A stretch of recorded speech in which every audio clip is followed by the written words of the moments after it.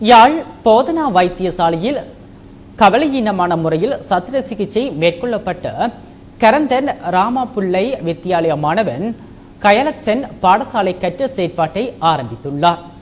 கரந்தன் ராமாபுள்ளை வித்தியாலய மாணவன் கயலக்சனுக்கு இடக்காலில் ஏற்பட்ட கட்டியை நீக்குவதற்காக யாழ் போதனா வைத்தியசாலைக்கு சென்ற வேளை விடுதியில் அனுமதிக்கப்பட்டு வெலக்காலில் சத்திர சிகிச்சை மேற்கொள்ளப்பட்டுள்ளது.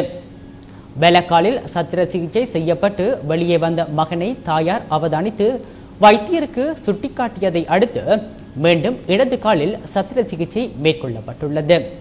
கால் மாறி சத்திர சிகிச்சை செய்யப்பட்டது தொடர்பாக தாயார் கேட்டபோது வெலக்காலில் ஆணிக்கூடு இருந்த காரணத்தினால் சத்திர சிகிச்சை மேற்கொள்ளப்பட்டதாக வைத்தியரால் கூறப்பட்டது. கோப்பாய் இலக்கடியை சேர்ந்த திருவானந்தம் என்பவரின் மகனான 9 வயதுடைய சிறுவனே இவ்வாறு கால் மாறி சத்திர சிகிச்சைக்கு உட்படுத்தப்பட்டவர் ஆவார். கொண்டு போய் இடது காலில் கட்டி இருந்த இடத்துல திருப்பி ஆப்ரேட் பண்ணி கொண்டு வந்தது. நான் அதே சமயம் உடனே டிக்கெட் எல்லாம் பற்றி வெளியால் விட்டுட்டினோம். அது மன வருத்தத்துக்குரிய பிரச்சனையாக இருந்தது. இதே சம்பவம் போல் வேறு யாருக்கும் நடக்காமல் இருக்க வேணுமென்று வேண்டிக்கொள். இடது காலில் வெட்டப்பட வேண்டியதை வலது காலில் வெட்டி ஆப்ரேட் பண்ணியது ஸ்ரீமயூரனும். இப்போ நான் உண்மையான காலாக கொண்டு போய் காட்டும்போது ஜெயந்தனன் டாக்டர் தான் இந்த காலை திருப்பி இடது காலில் உண்மையாக ஆப்ரேட் பண்ணி தந்தவன்.